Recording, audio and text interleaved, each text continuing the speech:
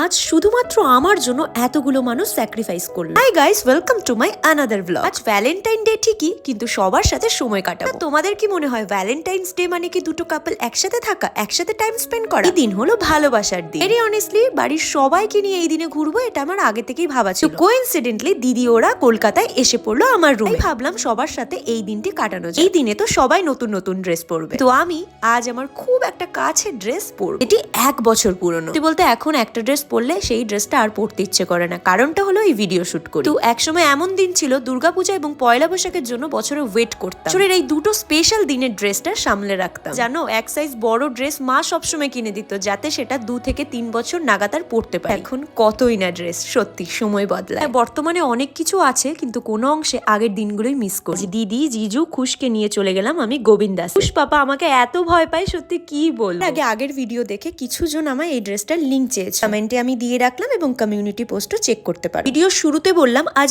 আমার জন্য স্যাক্রিফাইস করেছে সবাই। কারণটা হলো আজ আমার নিরামিষ, কাল আমি শিবরাত্রি পালন করব। আমি জানি ভিডিওটা তোমরা অনেক লেটে দেখছো। আমি পরে অবশ্য দিদি জিজুকে বললাম চল তোদেরকে ননভেজ রেস্টুরেন্টে নিয়ে যাই। ওই মুহূর্তে রাত অনেকটা হয়ে গিয়েছিল, রাত ওই বাজে 11টা। ছোট বাচ্চা নিয়ে পসিবল না কিছুতেই যাওয়া। তুমি আমপান্না খেয়ে নিলাম, তারপর এক এক করে আমাদের মেন কোর্স চলে আসলো। নিয়েছিলাম মশলা কুলচা, বাটার পনির এবং পালং পনির। আর খুশের কথা কি বলি, এরকুল ওরকুল করে আমরা খেয়েছি। যাকেই দেখে একটা ছোট্ট করে মুচকি করে হাসি দিয়ে দেয়। বলতে আমার মশলা কুলচা দিয়ে এই পনিরটা দারুণ লেগেছে। সরি, এটা বাটার পনির না, এটা ছিল কড়াই পনির ঝাল করে। আজ আমরা গোবিন্দাসের বালিগঞ্জ আউটলেটে এসেছিলাম। শেষে সবাইকে এত সুন্দর অ্যাম্বিয়েন্সে নিয়ে আসতে পেরে আমার বেশ ভালো লেগেছে। নেক্সট ডে আমার বাবা মাকে নিয়ে আসবো।